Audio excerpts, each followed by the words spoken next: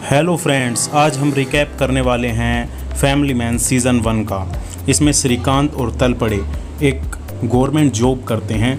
ये टास्क के अंदर में काम करते हैं। टास्क में ये एजेंट होते हैं, सीनियर एजेंट। टास्क का काम होता है कि मतलब जो भी आतंकवादी अटैक होते हैं, जितने भी आतंकवादी अटैक होते हैं, उनको पहले से ही रिसर्च करके रोक देना। फिर इनके बॉस बताते हैं एनआईए ने 3 आतंकवादियों को पकड़ा है, उनको एयरपोर्ट से लेकर जेल तक सुपरविज़न करना तुम्हारा काम है।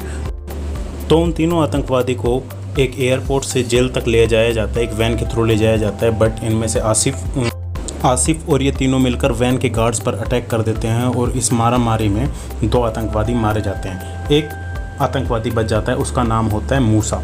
और मूसा अपने आप को होस्टेज कर धमकी देता है कि मैं अपने आप की गोली मार लूँगा। तो फिर मनोज बाजपेयी कहते हैं, श्रीकांत कहते हैं कि अगर ये मूसा ही मर जाएगा तो हम इस केस की इन्वेस्टिगेशन इस पर कैसे करेंगे, इन्फॉर्मेशन कैसे निकालेंगे। तो वो विदाउट गन उनको होस्टेज कंडीशन में चले जाते हैं और उनसे बात करते हैं, उनको इमोशनल करके उनको बना लेते हैं और वो कहते हैं, वो सस्पेंड कर देते हैं। मूसा सस्पेंड कर देता है। फिर श्रीकांत के पास एक मैसेज आता है टास्क से कि बीच शहर में कोई बम लगा गया है। तो टास्क अपनी टीम के साथ चली जाती है बम को डिफ्यूज़ करने। वो एरिया को क्लियर तो कर देते हैं पर बम को डिफ्यूज़ करने से नहीं रोक पाते और बम डिफ्यूज़ हो जाता है। इस पर जो सीनियर टास्क मैनेजर होते हैं वो इनको धमकाते हैं। तो इस बम की इन्वेस्टिगेशन के बाद 3 लोगों को पकड़ा जाता है और इन 3 लोगों की इन्वेस्टिगेशन के बाद पता चलता है विक्टोरिया कॉलेज से इनको एक मिस्टीरियस बंदा ड्रॉप बॉक्स के द्वारा काम देता था।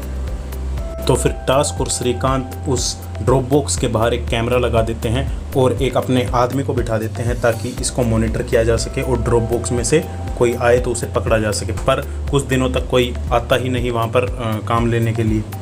श्रीकांत इसमें लोकल पुलिस वालों की हेल्प लेता है और कहता है विक्टोरिया कॉलेज में से मुसलमानों का में जिनका क्रिमिनल रिकॉर्ड रहा है उनको पकड़ो। तो पुलिस 4 लोगों को पकड़ती है। फिर बाद में एक करीम नाम का बंदा होता है, उसको जो ड्रॉप बॉक्स वाला काम करते हैं वो कहते हैं कि ड्रॉप बॉक्स में आपके लिए काम आया है, एक पेन ड्राइव आया है, देखो और जो तुम्हें करना है करो।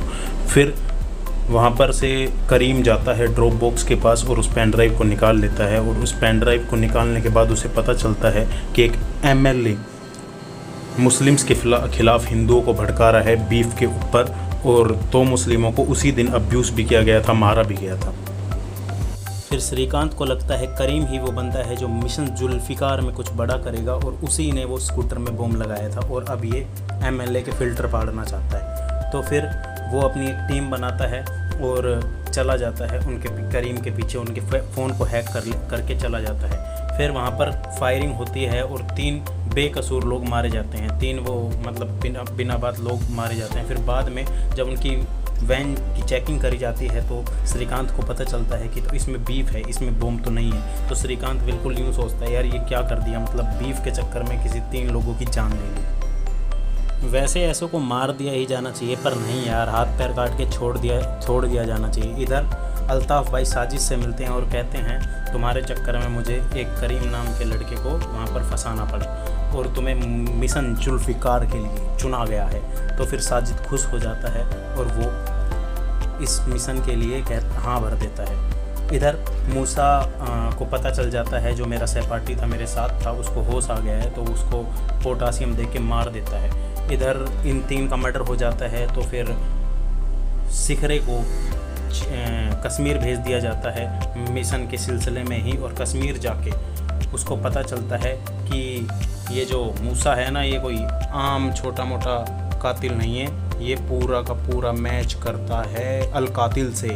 तो अलकातिल तो और फिर ये फ़ोन मिलाता है टास्क में और बताता है कि अलकातिल ही मूसा है, मूसा को पकड़ो, जाओ हॉस्पिटल के अंदर फटाफट भागो और मूसा को पकड़ो।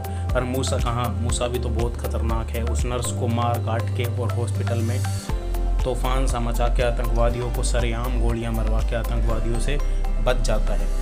फिर बाद में पता चलता है कि मूसा भाग गया। कश्मीर में बहुत रिसर्च के बाद पता चलता है कि मेजर समीर, आईएसआई के मेजर समीर ने इस मिशन जुल्फिकार को बनाया है और इससे दिल्ली को इतना खतरनाक झटका लगेगा कि वो मजबूर हो जाएगी पाकिस्तान पे अटैक करने के लिए और इस हमले का फ़ायदा उठाकर मेजर समीर पाकिस्तान की पीएम की गद्दी को संभाल लेंगे। तो इसलिए ये मिशन जुल्फिकार मेजर समीर ने बनाया है।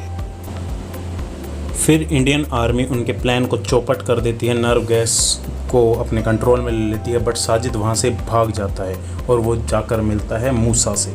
मूसा से मिलने के बाद मूसा हंसकर उससे कहता है कोई बात नहीं, मिशन जुल्फ़िकार कामयाब नहीं हुआ तो क्या हुआ, मेरे पास प्लान बी है।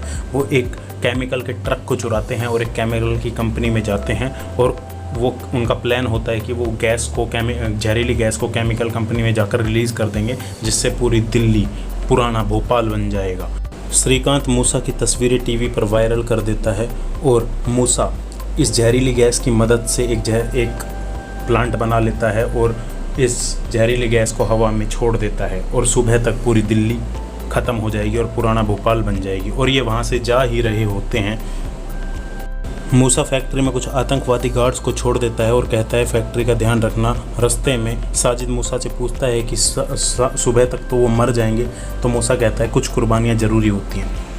और यहाँ इस तरफ श्रीकांत को मूसा की माँ टीवी में जो न्यूज़ वायरल करी थी ना, उसके ज़रिए मिल जाती है, कोई पता बता देता है मूसा की माँ का, और वो मूसा की माँ को कन्वेंस कर लेता है कि टीवी में कहे कि मूसा तुम इधर आ जाओ, ये सब काम छोड़ दो।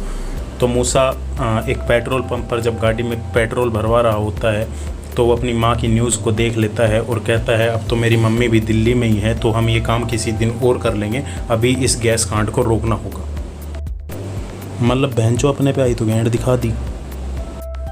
पर साजिद इस मिशन को सक्सेसफुल करने के लिए मूसा को मार देता है। और एक साइड में मतलब जो श्रीकांत होता है उसके फैमिली का भी एक अच्छा प्लॉट दिखाया गया है। इसी वजह से इस सीरीज़ एक ख़तरनाक सीरीज़ और एक धमाकेदार सीरीज़ बनी है और इतनी बड़ी सीरीज़ बनी है। और मनोज बाजपेयी ने अपनी फैमिली के रोल को और अपने टास्क के रोल को बिल्कुल अलग डिवाइड करके रखा है, बिल्कुल इतना सेपरेट करके रखा है कि तुम सोच भी नहीं पाओगे, समझ भी नहीं पाओगे कि तुमको ऐसा लगेगा ये बिल्कुल आम आदमी है और फिर भी ये इतना तगड़े लेवल का, इतने हाई लेवल का काम कर रहा है देश के लिए, तो तुम इसको देख के बिल्कुल स्तब्ध रह जाओगे।